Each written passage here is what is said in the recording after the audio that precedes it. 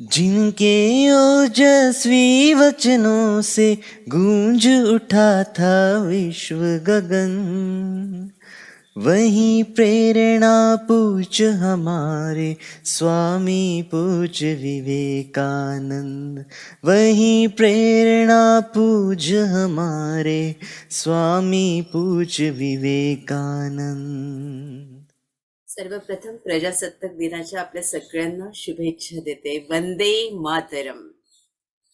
इथल्या नारायण आणि नारायणी तत्वाला माझा नमस्कार. आज स्वामी विवेकानंदांचा पुढचा प्रवास आपण बघणार आहोत आणि कालच बोलले की आपण सगळे भाग्यवान आहोत की स्वामी विवेकानंद हे पुण्यात आले होते. तर आता ते कसे आले तो प्रवास थोडा जाणून घेऊया. महाराष्ट्रात आपलं मराठी माणसांचं श्रद्धास्थान म्हणजे लोकमान्य टिळक.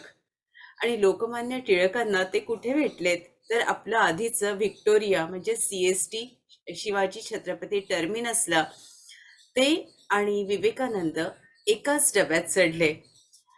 लोकमान्य टिळकांनी त्या तेजाकडे बघितलं आणि या तेजाने दुसऱ्या तेजाकडे अर्थातच लोकमान्यांकडे बघितलं.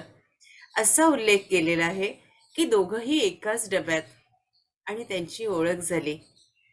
विवेकानंदांबरोबर काही गुजराती माणसं होती आणि त्यांनी लोकमान्यांना सांगितलं की यांची व्यवस्था आपल्या घरी करण्यात यावी. दोघांची चर्चा सुरू होत होती. दोघांचं आता गंतव्यस्थान एकच होतं, ते म्हणजे मुंबई ते पुणे. या प्रवासात त्यांचं काय काय बोलणं झालं असेल अंदाजच करायला हवा ना. आणि ही गोरीपान पावलं टिळकांच्या घरात वाड्यात जेव्हा आलीत तेव्हा सगळ्यांना खूप आनंद झाला.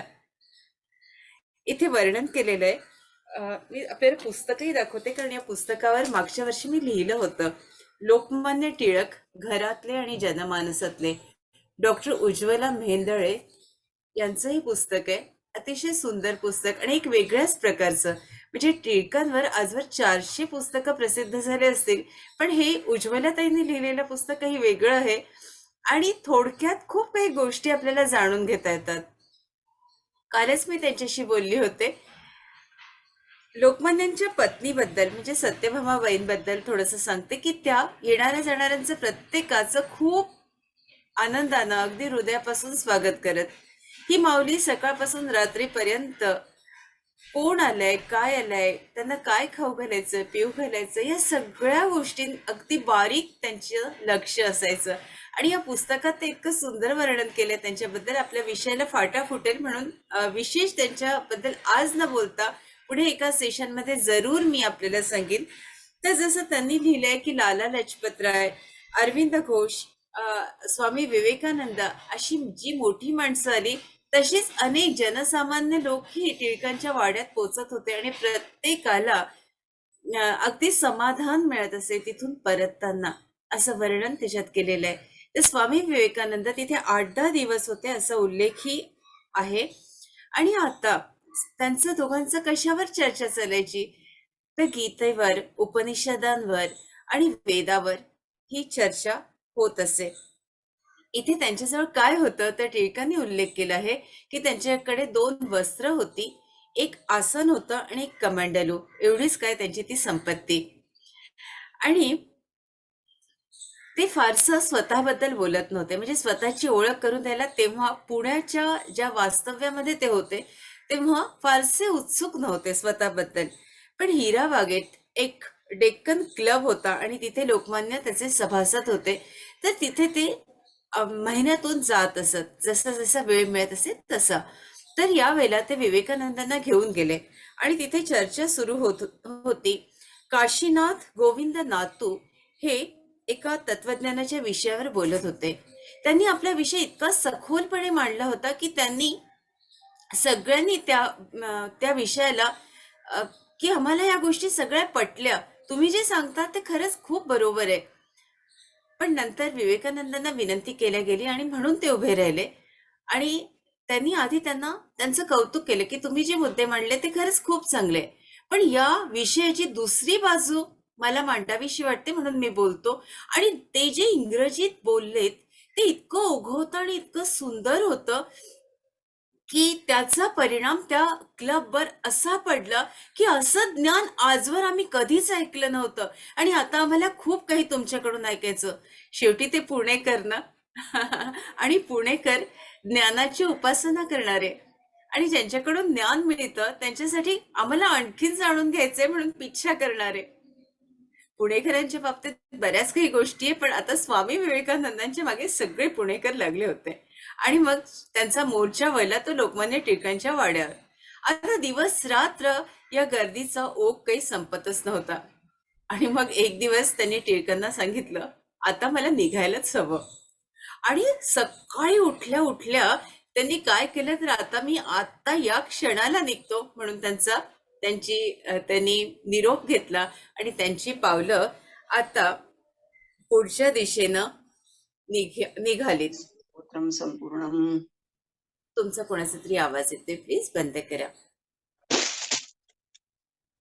तर मोठी माणसं या शीर्षकाखाली टिळकांनी त्यांच्यावर खूप भरभरून लिहिलं आणि त्याच्यात टिळक म्हणतात की आध्यात्मिक शास्त्र पश्चिमेकडील राष्ट्रांना समजावून सांगून आपल्या राष्ट्राबद्दल त्यांच्या मनात आदराची भावना निर्माण करणं ही साधी सोपी गोष्ट नव्हती, पण ही विवेकानंदांनाच जमू शकली. त्याच्यासाठी त्यांनी खूप कौतुक केलंय की सर्व देशामध्ये अद्वैत मताची पताका फडकत ठेवून हिंदू धर्माची महती सर्व जगभर करून धर्मसंस्थापना करण्याचं काम हे स्वामी विवेकानंदांनी केलं. त्यांनी ज्या वाक्यात लिहिलं ते वाक्य आपल्यापर्यंत पोहोचवण्याचं काम केलं. आता पुण्याहून स्वामी कुठे गेलेत तर कोल्हापूरला गेले आणि कोल्हापुरी चपला आपल्या सगळ्यांना प्रसिद्ध आहेत. तर स्वामींच्याही पायात तिथे कोल्हापुरी चपला होत्या असं दिसतंय. कारण एका पत्रामध्ये त्याचा उल्लेख केला की स्वामींनी आता कोल्हापुरी चपला आपल्या पायात घातल्या होत्या कारण त्यांचे पादत्राणे झिजून झिजून गेली होती. शाहू महाराजांनी त्यांची खूप उत्तम बडदास्त ठेवली असा उल्लेख आहे आणि नंतर शाहू महाराज त्यांचे भक्त झाले. स्वामी बेळगावात गेले आणि बेळगावात भाटे नावाचे जे एक कुटुंब होतं त्यांच्याकडे उतरले.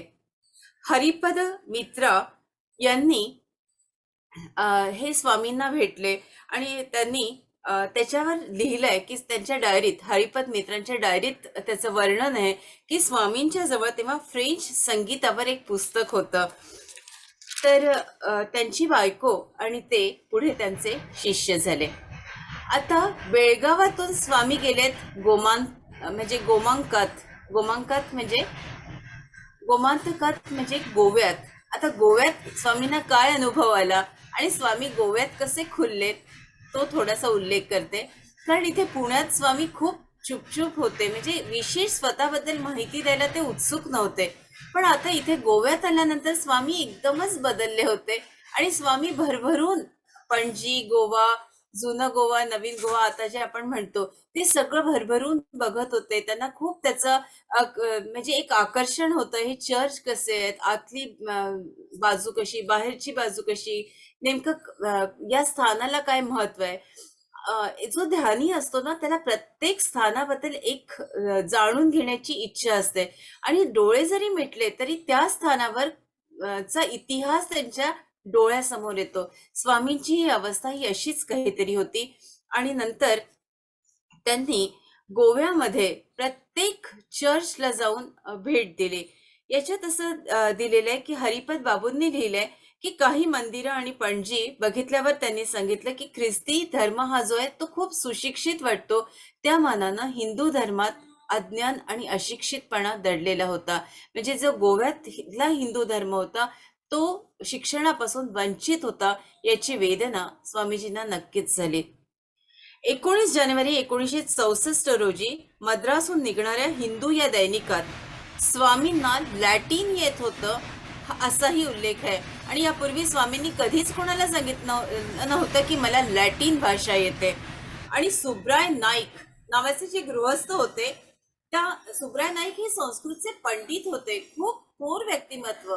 तर त्यांना स्वामी म्हणाले की मूळ लॅटिन मध्ये ख्रिस्ती धर्मविज्ञानाविषयीची जी पुस्तकं आहे त्याच्यात पांडुलिपी आहे, तर ती पुस्तकं मला हवी आहेत. मी त्या पुस्तकांसाठी भारतभर हिंडलो पण मला ती पुस्तकं मिळाली नाहीत.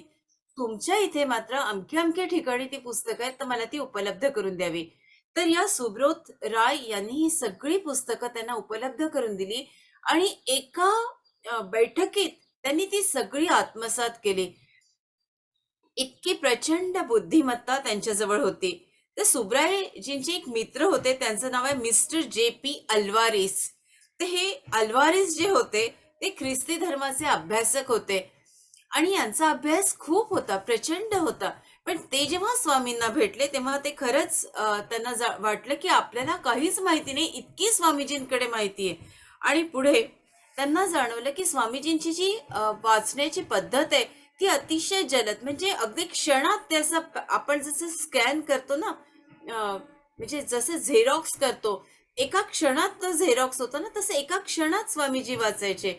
असे अगदी हजारो पानं स्वामीजी काही तासात वाचून टाकायचे आणि ते आपल्या मेमरीमध्ये त्यांचे सेव्ह झालेले असायचे, तो डेटा. म्हणजे इतकी प्रचंड विद्वत्ता आणि बुद्धिमत्ता स्वामीजींमध्ये होती.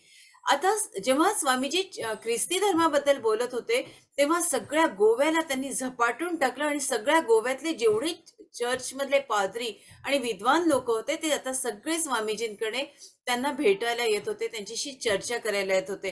कारण असं ज्ञान त्यांनी कधीच बघितलं नव्हतं की इतकं ज्ञान, इतकी माहिती आपल्या धर्माबद्दलची. आणि मग सुब्राय नाईक यांनी त्यांना गोवा सोडताना त्यांनी सांगितलं स्वामीजींनी की मी आता गोवा सोडेन, मी आता उद्या इथून निघीन. तर त्यांनी विनंती केली की मला आपला फोटो हवाय आणि त्यांनी त्यांचा फोटो घेतला. हा फोटो अजूनही त्यांच्याकडे आहे. आणि सुब्राय नाईक यांनी पुढे संन्यास घेतला. त्यांचं नाव झालं स्वामी सुब्रमण्यानंद. आणि स्वामीजी ज्या घरात, त्यांच्याच घरात होते ना, तर त्या ज्या खोलीत ते राहत त्या खोलीतच त्यांनी शेवटचा श्वास घेतला. इतकी त्यांची आस्था आणि विश्वास, श्रद्धा स्वामीजींवर होता. त्याच्यानंतर स्वामीजी कन्याकुमारीत आले. कन्याकुमारी कुठेतरी स्वामीजींना खूप एक आकर्षणाचं केंद्र होतं आणि स्वामीजींना वाटत होतं नाही, मला कन्याकुमारीत जायलाच हवं. तिथे दिवाण शेषाद्री अय्यर यांना भेटले. त्यांनी म्हटलं, शेषाद्री अय्यर यांनी लिहून ठेवलेलं आहे, त्यांच्या त्या ओळी आपल्यापर्यंत पोहोचवते की कितीतरी लोकांनी धर्मग्रंथाचं वाचन केलंय, पठण केलंय आणि कितीतरी निष्कर्ष त्याच्यातून निर्माण झालेत. पण स्वामीजी हे आपल्या आईच्या गर्भातूनच शिकून आले होते आणि स्वामीजींसारखं ज्ञान आम्ही कधीच कोणाकडून घेतलेलं नव्हतं. म्हणजे विषय कसा प्रतिपादन करायचा, कसं समजावून सांगायचा, कसं खुलवायचा, हे ज्ञान स्वामीजींमध्येच होतं. ते अन्यथा कुठल्याही व्यक्तीकडून आम्ही कधीच ग्रहण केलं नव्हतं. इतकं सुंदर वर्णन त्यांनी आपल्या डायरीत केलेलं आहे. तर एका स्वामीजी खूप म्हणजे स्पष्ट वक्ते होते. ते कुठेच कधीच घाबरत नव्हते स्वतःचं मत द्यायला. ते याचा उल्लेख असा केलेला आहे की ते तिथल्या कन्याकुमारी जेव्हा गेले होते तेव्हा एका राजाला भेटले आणि त्या राजाला त्यांनी अगदी स्पष्ट मत त्यांच्या व्यक्तिमत्वाबद्दलचं दिलं. त्याचा उल्लेख मात्र मी आता त्या राजाचा इथे करत नाही. तर कोणीतरी स्वामीजींना सांगितलं की तुम्ही इतकं स्पष्ट बोलू नका, विषप्रयोग होऊ शकतो. त्यावर स्वामीजी म्हणाले, मी संन्यासी आहे आणि सत्य हे मला सांगायलाच हवं, त्याच्यासाठी मी घाबरत नाही. संन्यासानं लपवून ठेवावं सत्याला, असं तुम्ही म्हणता का? उद्या जर तुमच्या मुलांनी तुमच्याबद्दल खरी माहिती जर मला मागितली आणि ती खोटी मी द्यावी का, असं तुम्ही माझ्याकडनं अपेक्षा करता का? ते कदापिही शक्य होणार नाही. विषप्रयोग झाला तरी चालेल, पण मी सत्य लपवून ठेवणार नाही. म्हणजे स्वामीजींचा इथे आपल्याला ही बाजू समजते की स्वामीजी कधीच घाबरत नव्हते आणि मरणाला तर अजिबातच नाही. कोणी कसंही काही त्यांच्या मनात येऊ देत, मी सत्यापासून इतकासा सुद्धा दूर जाणार नाही, असं स्वामीजींनी स्पष्टपणे प्रतिपादन केलेलं आहे. त्याच राजवाड्यात वीजाचं तारेचं काम सुरू होतं, इलेक्ट्रिसिटीचं. आणि तिथला जो इंजिनियर होता तो स्वामीजींशी बोलत होता. अनेक लोक आजूबाजूला उभे होते. तर त्याच्यावरून असं दिसतं की त्या इलेक्ट्रिशियन पेक्षा, त्या इंजिनियर पेक्षा स्वामीजींचं ज्ञान हे खूप जास्त होतं. स्वामीजी बारीक बारीक गोष्ट त्याला समजावून सांगत होते की कसं फिटिंग करायचं आणि कशा पद्धतीने तुला तारा म्हणजे त्या बसवायच्या आहेत. आणि तो सुद्धा स्वामीजींना विचारत होता की मी नेमकं कसं करू आणि काय करू. तर याच्यावरून आपल्याला म्हणजे अगदी अचंबा वाटतो की स्वामीजींचं ज्ञान किती विषयावर आणि किती गोष्टी स्वामीजींना माहिती होत्या. स्वामीजींनी लॅटिन कधी शिकली नव्हती तरी स्वामीजींना लॅटिन माहिती होती, स्वामीजींना संगीत माहिती होतं, स्वामीजींना फ्रेंच माहिती होती, स्वामीजींना तारा कशा बसवायच्या हे माहिती होतं. म्हणजे ह्या गोष्टी या कन्याकुमारी च्या किंवा बेळगावच्या किंवा पुण्याच्या ह्याच्यात लोकांना वेगवेगळ्या गोष्टी समजत होत्या की स्वामीजींना किती गोष्टी माहितीये. इथे आता कन्याकुमारीत राजा वदियारकडे ते येतात आणि राजा वदियार आता खूप प्रसन्न होतात की स्वामीजी आपल्या राजवाड्यात आले आहेत आणि ते विनंती करतात की काहीतरी तुम्ही आमच्याकडे घ्या, काहीतरी घ्या आणि मग प्रवास खर्च तरी घ्या. तुम्हाला आता कन्याकुमारी हून अमेरिकेत जायचंय तर हा सगळा प्रवास खर्च मी तुमचा करतो. पण स्वामीजी अगदीच स्पष्टपणे नम्रपणे त्यांना नकार देतात. मग ते विनंती करतात मला तुमच्या आवाजाची रेकॉर्ड तरी द्या. तर त्याच्यावर ती तबकडी आधीच्या काळात होती बघा, तुम्हाला माहिती असेल ना तबकडी. त्या तबकडीत आवाज रेकॉर्ड व्हायचा. ती तबकडी स्वामीजी देतात. कृपा करून आपण स्वामीजींबद्दल ऐकतोय तर सगळ्यांची व्हिडिओ मात्र सुरू ठेवा, आपली व्हिडिओ बंद करू नका. कारण एका महापुरुषाबद्दल आपण ऐकतोय ना, तर ती ऊर्जा आपल्यापर्यंत पोचू द्या. स्वामीजी बंगलोरला आलेत आणि बंगलोरला एका मोठ्या दुकानात त्यांच्या चिटणीसानी त्यांना पाठवलं आणि स्वामीजींना काय हवं ते तुम्ही त्यांना घेऊन द्या. तर स्वामीजींनी सगळ्यात वस्तू बघितल्या आणि मी तर संन्यासी आहे, मला काही नको. नाही नाही, तुम्हाला काहीतरी घेतलंच पाहिजे, नाहीतर राजा रागवेल. आणि आता राजा रागवेल म्हणून काहीतरी घ्या. मग स्वामीजींनी एक सिगार घेतली, उच्च परदेशी सिगार. आणि आता ही सिगार घेतल्यावर ते भगवे वस्त्र, त्यांचा तो म्हणजे त्यांची ती बग्गी आणि बग्गीत सिगार घेणारे स्वामीजी, एक वेगळंच रूप तिथल्या लोकांना बघायला मिळालं. आता स्वामीजींना कुठेही असं सिगारेट पिण्याचं व्यसन वगैरे नव्हतं, त्याच्यामुळे असा निष्कर्ष काढू नये की स्वामीजींना व्यसन होतं. स्वामीजींनी याच्यासाठी घेतलं कारण त्यांनी आग्रह केला होता आणि आग्रह केला तर तुमचं मन राखण्यासाठी मी सिगार घेतली आणि ती मी जाळून पण टाकली, म्हणजे ते माझ्याकडे काही राहिलं नाही, असा त्याच्यातून हेतू आणि बिटवीन द लाईन्स आपल्याला घ्याव्या लागतात आहे की पानाचं त्यांचं काही व्यसन नव्हतं, पण आपलं मन राखावं याच्यासाठी मी आपला शब्द पाळला आणि ती जाळून मी मुक्त झालो. बघूया स्वामीजी आता आणखीन काय देतात आहे. कारण कन्याकुमारीचं जर वर्णन केलं तर खूप मोठा भाग याच्यातून आपल्याला घ्यावा लागेल. तर मी आपल्याला विनंती करते हा भाग आपण उद्या घेऊया आणि नंतर हळूहळू आपल्याला अमेरिकेत पण पोचायचंय ना स्वामीजींबरोबर. स्वामीजी काय बोललेत हे इतकं सुंदर तेजस्वी रूप अमेरिकन लोकांच्या समोर उभं राहिलं तेव्हा ते काय म्हणाले हा सुद्धा संदर्भ आपल्याला घ्यायचा आहे. दादांच्या एका पुस्तकात, खरं तर हा आजचा विषय नव्हता आपल्याला सांगायचा, पण दादांच्या एका पुस्तकात त्यांनी उल्लेख केलाय की एक बाई जेव्हा दादांकडे गेली तेव्हा तिला खूप आजार होते आणि नंतर दादांनी जेव्हा तिचं मागच्या जन्मातली काय चूक होती ती बघितली तेव्हा त्यांच्या लक्षात आलं की या बाईनी विवेकानंदांना ते जात होते रस्त्याने आणि तिने काहीतरी त्यांच्याबद्दल अपशब्द ती बोलली. विवेकानंदांनी तर ते घेतलं पण नाही, कारण महापुरुष कधी घेत नाही कोणी काही वाईट बोललं तरी. पण युनिव्हर्सला ते आवडलं नाही की इतक्या मोठ्या महापुरुषाबद्दल ही असं बोलते आणि युनिव्हर्स कडून अशी शिक्षा झाली की तिला तिचं विशुद्ध चक्र बिघडलं आणि कारण ही वाणी ना वाणीच खराब केली त्याच्यामुळे विशुद्ध चक्र बिघडलं आणि मोठा रोग झाला. तर दादांनी सांगितलं की स्वामी विवेकानंद जेव्हा अमेरिकेत आले होते तेव्हा तुमच्या तोंडून काहीतरी वाईट साईड तुम्ही त्यांच्याबद्दल बोलले.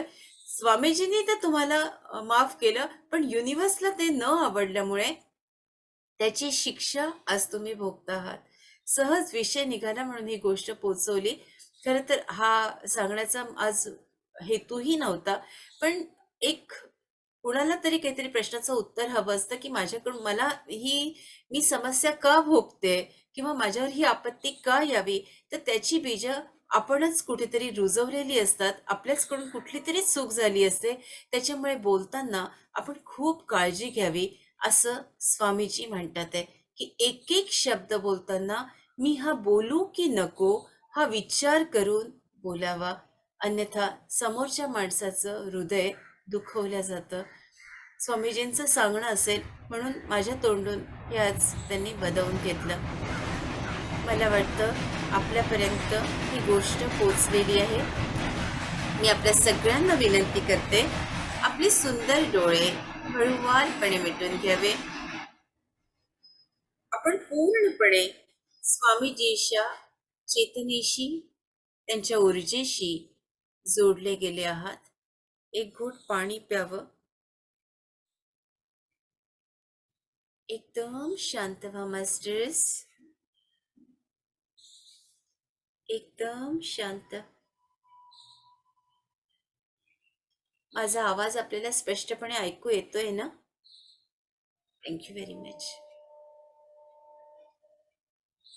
एकदम शांत.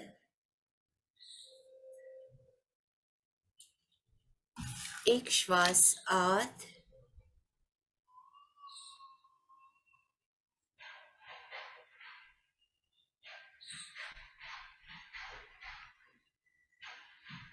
ब्रह्मांडाची संपूर्ण ऊर्जा आपल्या शरीरात जाते.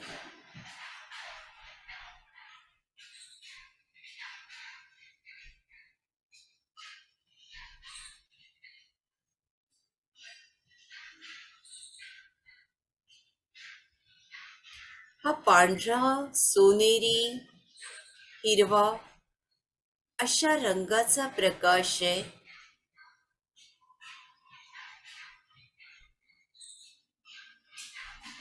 आणि हा प्रकाश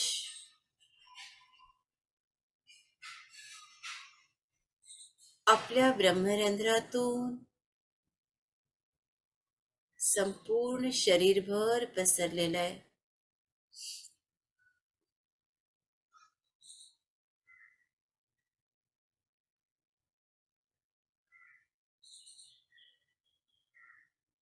आपला श्वास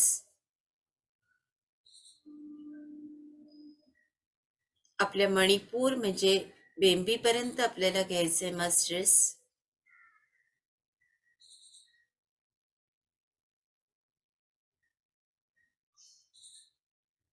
आणि जी काही नकारात्मकता आहे, जो काही थकवा आहे, जी काही वेदना आहे, ती निघून गेलेली आहे.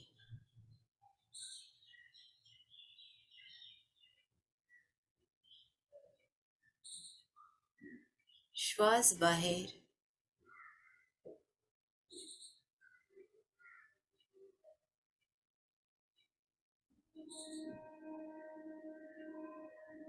मास्टर्स, आवाहन करते स्वामी विवेकानंदांना.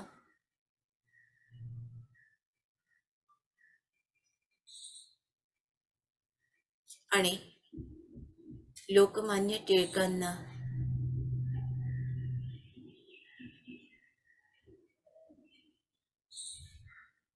हे दोन महापुरुष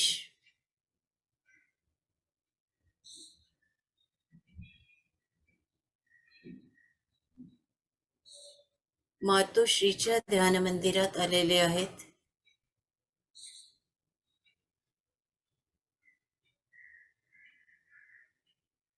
आणि आपण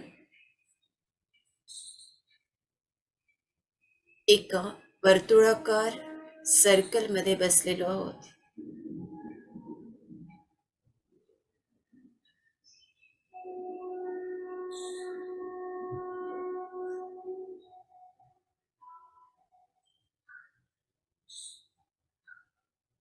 एकाने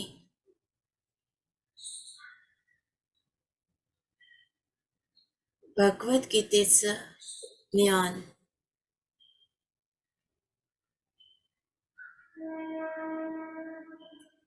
आणि गीतेचं नवीन दालन आपल्याला उघडून दिलंय.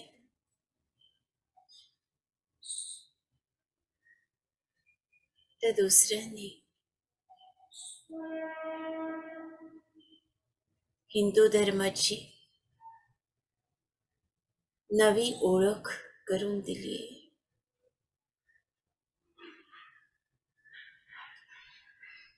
या दोघांच्याही चेतनेशी, ऊर्जेशी एकरूप व्हा मास्टर्स.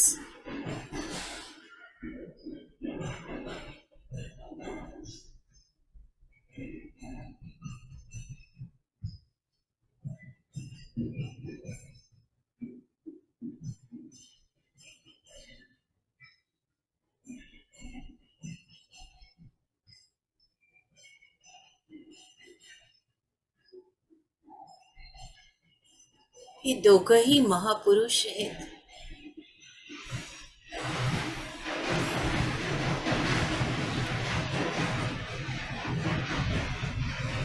आधुनिक काळातील संत विचारवंत.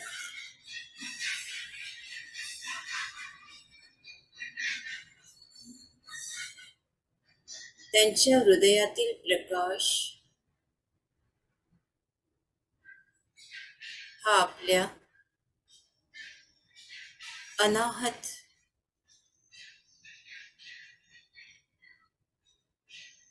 म्हणजेच हृदयापर्यंत येतोय.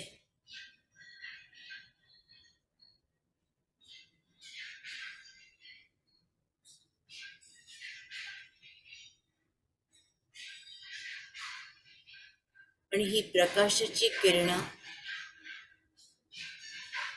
संपूर्ण शरीरात पसरलेली आहेत.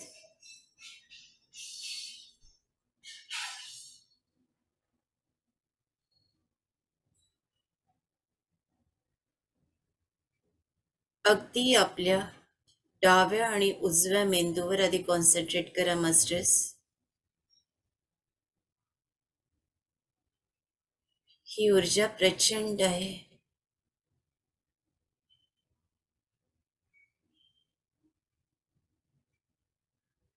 आधी डाव्या मेंदूवर.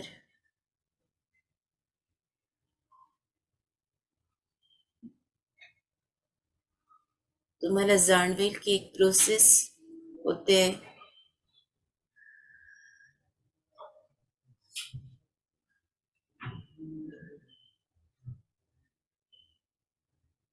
ज्या काही जुन्या भ्रामक कल्पना आहेत त्या आपोआप इथे जी काही नकारात्मकता आहे ती नकारात्मकता सुद्धा निघून जाते.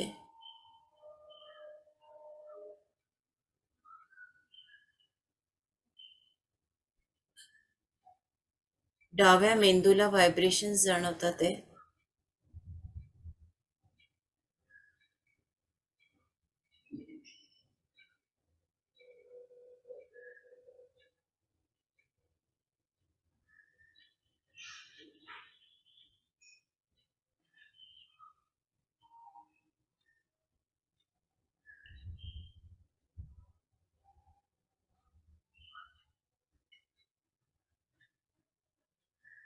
आता उजव्या मेंदूकडे लक्ष द्या.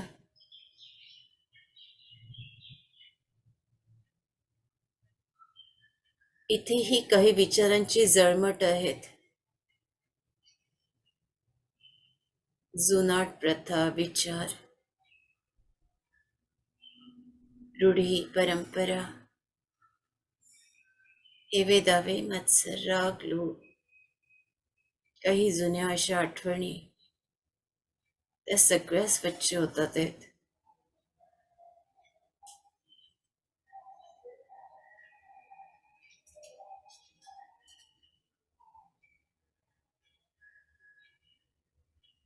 फील करा मास्टर्स. ही प्रोसेस अद्भुत आहे.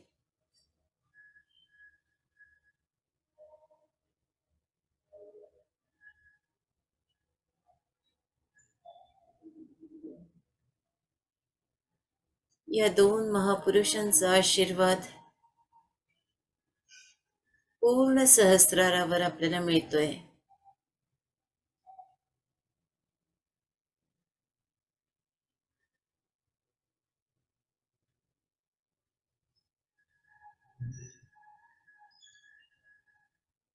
एका एका पोर मधून, छिद्रामधून ही ऊर्जा आपल्या संपूर्ण डोक्यामध्ये पसरलेली आहे.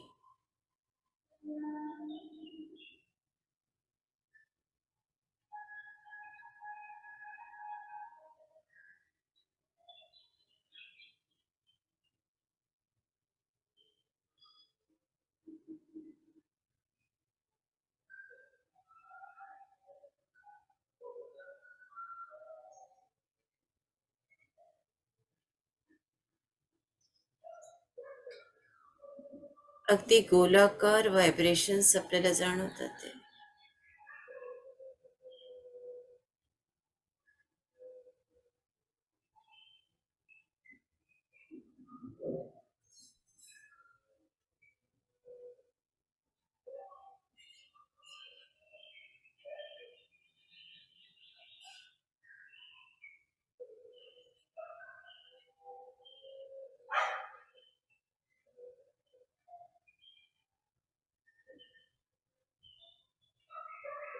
रूढी परंपरा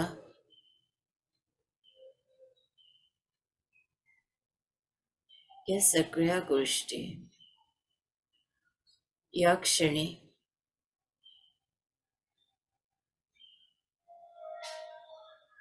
इथून निघून गेलेत आणि संपूर्ण प्रकाशाने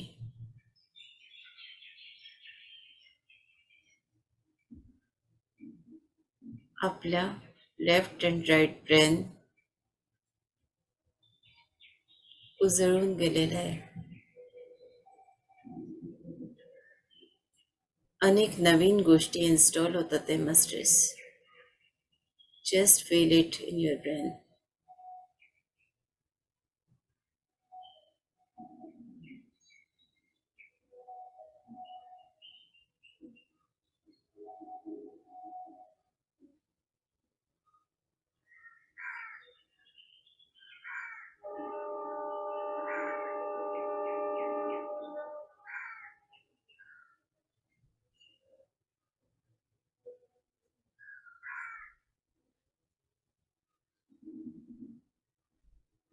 स्पंदनांकडे लक्ष द्या.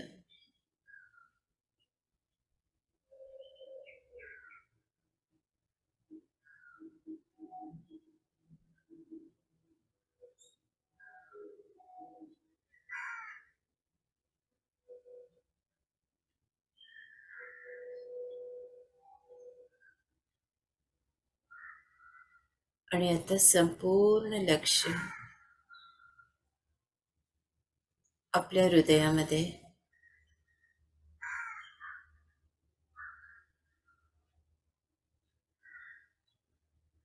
आणखीन खोल उतरा मास्टर्स.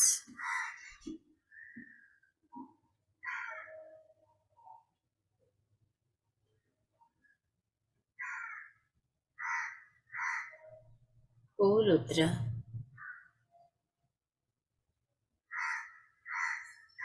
और गहरे.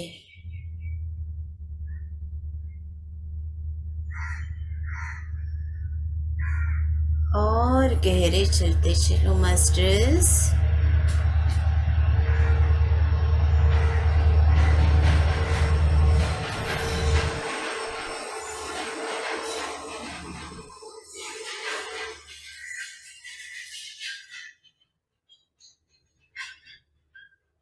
आपल्या हृदयात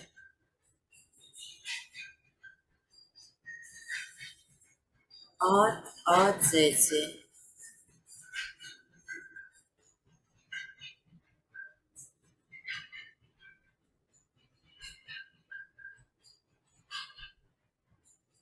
आपले संपूर्ण हृदय प्रकाशाने भरून गेलेले आहे.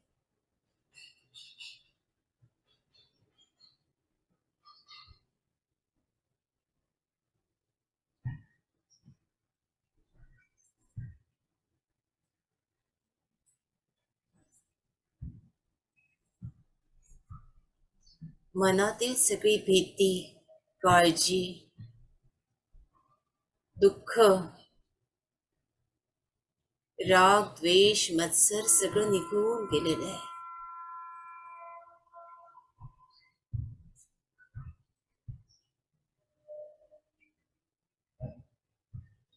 हा हृदयाचा गाभारा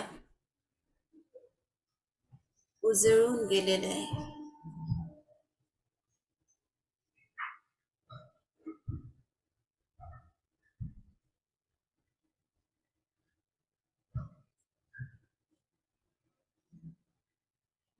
फील करा मास्टर्स.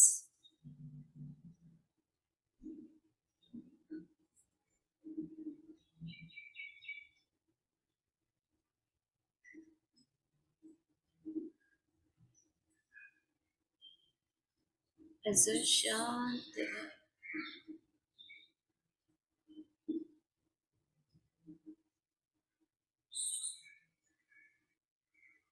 अजून शांत.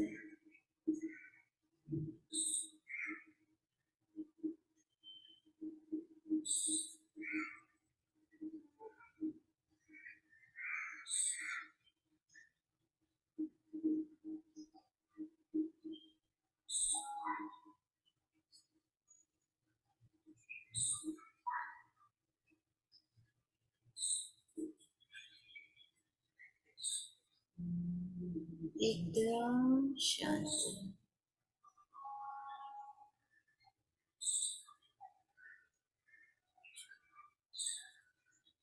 ध्यानाच्या खोल अवस्थेत आपण पोचले आहात.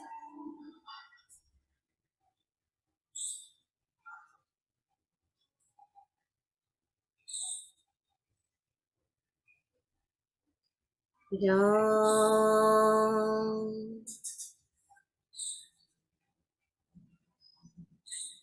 राम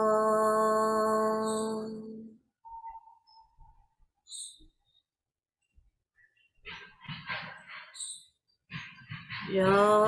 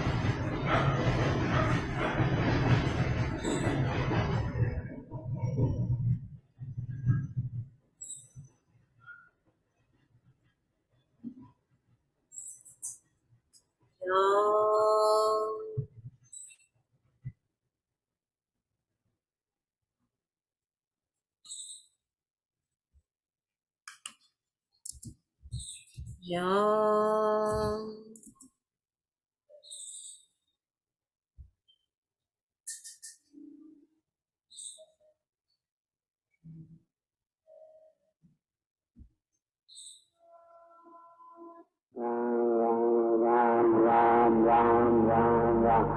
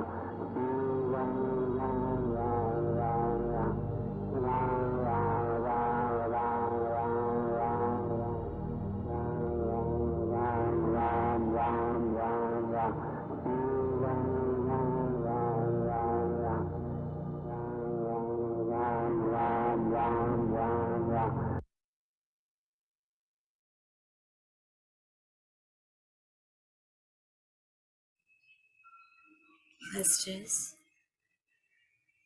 एक अतिशय गहरी अनुभूती आपण घेत आहात.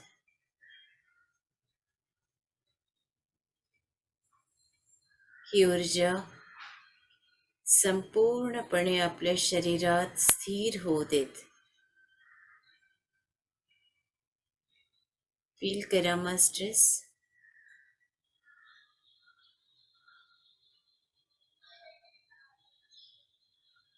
शरीरातील प्रत्येक कणाकणात ही ऊर्जा पोचते. हे रामनाम शरीरातील प्रत्येक पेशीत, प्रत्येक अवयवात, प्रत्येक परतेमध्ये पोचलेले आहे. आपल्या शरीरातील पाणी पूर्णपणे राममय झालेलं आहे.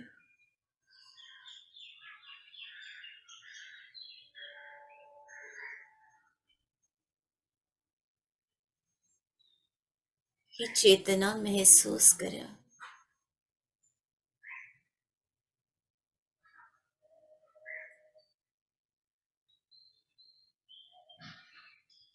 ज्यांना आपण आवाहन केलं होतं ते लोकमान्य टिळक, स्वामी विवेकानंद आणि आपल्या सोबत होते नीम करोली बाबा. या सगळ्यांना दंडवत प्रणाम करते. परमहंसांना आणि माता शारदेला दंडवत प्रणाम करते आणि आपल्या सगळ्यांची रजा मागते. चेतनतेकडे या मास्टर्स. आपले पाय हळूवार हलवा. आपल्या डोळ्यांवर आपले सुंदर हात. 5 4 3 2 1 आणि 0. या विश्वाला आशीर्वाद द्या. या विश्वाचं कल्याण होते. या विश्वात सगळे ध्यानी, ज्ञानी आणि शाकाहारी लोक आहेत. सगळे शेतकरी, कारागीर, कामगार, स्त्रिया, मुली, प्राणी, गायी, वासरं, पृथ्वी माता सगळे सुरक्षित आहेत, आनंदात आहेत. कल्याण वस्तू, कल्याण वस्तू, कल्याण. आज ऊर्जा इतकी जास्त होती, तुम्हाला त्याचा अनुभव जाणवला असेल. ब्रेनवर व्हायब्रेशन जाणवले असतील. पण आज कोणीतरी हालत होतं का? कारण मला इथे तसं जाणवत होतं की कोणीतरी सतत हालतंय, फिरतंय. असं काही झालं का? तर तसं कृपा करून करू नका, कारण त्याचा परिणाम सगळ्या ग्रुपवर होतो. तुम्ही व्हिडिओ बंद करून जरी हल्लात तरी जाणवतं. असो, पुन्हा नवीन मंडळींना काही बोलायचंय का? हात वर करा आणि बोला. ताई बोलू मी? नमस्कार मावशी, बोला ना. आज मला ध्यान इतकं छान लागलं आणि मला प्रभू रामचंद्र माझ्या हृदयामध्ये दिसले. येते का आवाज? आवाज येते? हा. प्रभू रामचंद्र माझ्या हृदयामध्ये दिसले आणि मी थोड्या वेळासाठी पूर्ण विसरूनच गेलो होते. मी कुठे बसले मला कळत नाही. बऱ्याच वेळाने मला लक्षात आलं, अरे हा मी या रूम मध्ये बसले. हे पूर्ण मी विसरून गेले होते. अगदी इतकं ध्यान छान लागलं ना, खूप छान. धन्यवाद माऊली, धन्यवाद. धन्यवाद माऊली. खूप छान मावशी. कुणीतरी कृपा करून जबाबदारी घ्या. शकुंतला मावशींनी बोलायचे. रोहिणीताई नसेल तर अर्चनाताई तुम्ही जबाबदारी घ्या. मला बोलता नाही येत मग त्याच्यानंतर. कोणीतरी प्लीज ऑडिओची जबाबदारी घ्या. बोला ताई, रोहिणीताई. नमस्कार ऋताताई, आत्मवंदन. आजचं ध्यान खूप सुंदर झालं. संपूर्ण ऊर्जा जाणवत होती अगदी. ज्यांना तुम्ही आवाहन केलं सर्वांची ऊर्जा अशी जाणवत होती अगदी संपूर्ण शरीरभर. फार सुंदर ध्यान लागलं. गणपतीचं छान दर्शन झालं आणि सगळ्यात शेवटी संपूर्ण जो गणपतीचा रंग आहे, लाल रंग सगळीकडे पसरला होता. फार फार छान ध्यान लागलं. आणि मला फक्त एकच माहिती हवी आहे. उज्ज्वलाताई मेंदळे यांनी लोकमान्य टिळकांवर कोणतं पुस्तक लिहिलं त्याची नंतर मला तुम्ही माहिती दिलीत तर आताच देते ना. उज्ज्वलाताईंनी लिहिलंय लोकमान्य टिळक घरातले आणि जनमानसातले. लोकमान्य टिळकांच्या पणती आहेत उज्ज्वलाताई मेंदळे म्हणजे. अच्छा, धन्यवाद धन्यवाद. त्याचा फोटो टाकते आपल्या याच्यावर, म्हणजे आपल्या सगळ्यांना घ्यायचं असेल, वाचायचं असेल तर जरूर वाचा. आणि खूप सुंदर लिहिलंय, अगदी छान आहे. धन्यवाद ताई, धन्यवाद. खूप खूप धन्यवाद. कोटी कोटी प्रणाम. भारती ताईंना बोलायचे. शकुंतला ताई, हा बोला ताई. ते आवाज नाही येते, आपला ऑडिओ सुरू करा प्लीज. मी पहिल्यांदा आपली क्षमा मागते. मी हल्ले होते आज. कारण कसं आहे, ऐका ना, माझा मुलगा 4 वाजता रात्री जातो आणि सकाळी 10-10:30ला येतो. 4-5 दिवसाचा केर साठला होता. मला कधी लक्षच जात नाही त्याच्यात ह्या ध्यानातून. आज शेजारच्या बाईने जोरात दार ठोठवलं, त्याच्यामुळे मला उठावं लागलं. त्याच्यामुळे मी पहिल्यांदा तुमची क्षमा मागते. कारण मला त्याच्याशिवाय हेच नाही, पर्यायच नाही. पाणी पण असंच येतं, केव्हा हेच. एकटे राहण्यामुळे हे होते मला. पण तरी पण मला ध्यान चांगलं लागते असं नाही, पण कोण काय करतं हे समजत नाही. काय करावं? काही हरकत नाही. काही हरकत नाही, ठीक आहे. 4-5 दिवस कोणी काय वाजवलं नाही, दार नाही. 5 दिवसाचा केर साठला होता. आणि 2 दिवस बाहेर चर्चा झाली, अहो केर नाही, पाणी नाही, मला तुम्ही कोणी सांगितलं नाही, पाणी आलं नाही, काय नाही. आज त्याने जोरात ठोठवलं, मग उठले ना पटकन. धन्यवाद. पुन्हा क्षमा मागते. पुन्हा नाही असं करणार. ठोठवलं तर उठणार नाही.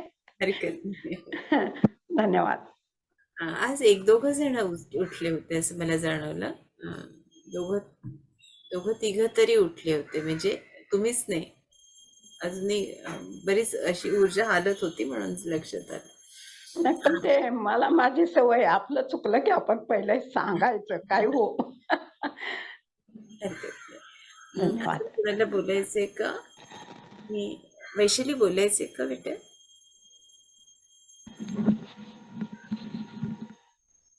मी रजा मागू आपली. धन्यवाद. पुन्हा एकदा आपल्याला मनापासून शुभेच्छा. धन्यवाद, धन्यवाद, धन्यवाद. Nice day.